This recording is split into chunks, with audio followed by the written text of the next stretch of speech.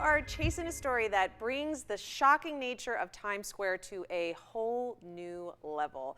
What's the story? I was in Times Square yesterday on another chase when, lo and behold, I ran smack dab into a naked man. The man was fully nude, being body painted by world famous Andy Golub. Now, Andy Golub is the man who started the whole body painting and really nudity craze in Times Square back in 2011. Now, I was surprised by this naked man, but when I saw Andy Golub there, he's very well known and he's always connected with this debate. So I was a little less shocked when I saw him there. Andy gained an army of supporters and actually created his own day. It's called the annual NYC Body Painting Day. Yesterday's events were unannounced, and they were Andy's way of fighting back against what he calls the war on nudity in New York. It's legal to do what I'm doing in the entire city. If they make Times Square as a public space, as long as it's a public space, then it's legal for me to paint here. If they make it a non-public space, they're not going to speak specifically to me about leaving. The irony behind yesterday's nude model unveiling is that yesterday also the NYPD specifically announced that they were unveiling a plan to step up patrols in Times Square to prevent things like this from happening.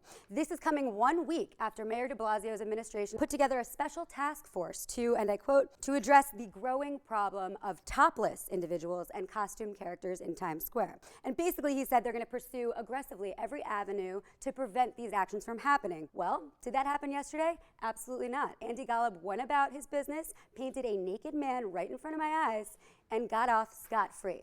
Did you see any children there? I did actually. I saw a bunch of children walking around and everyone kind of stopping and scoffing, and Andy said, you know, they can scoff all they want. It's my God-given right to do this. And it's absolutely disingenuous to say that these are just artists. I mean, these are hustlers. They're asking for money, they're badgering tourists, they're asking for pictures in the case of the topless women, so you can't just say it's just art. It's not that simple. Yeah, in the case of the topless woman, you're right, but I do have to interrupt you quickly, Sabeel. They were not asking for money. The naked man was not asking for money. Andy Golub was not asking for money. They were not panhandling in any way, shape, or form. It was just for his art. I can't help but notice. So just for little girls to look at a naked man's body. I'm not saying it's right. Well, I'm just saying he wasn't panhandling. It's a huge shame because now I feel like there's no way that you can bring your children anywhere close to Times Square. I wouldn't call it sexy, but I would call it beautiful because it reminds me of Michelangelo's The David. Oh, there you go.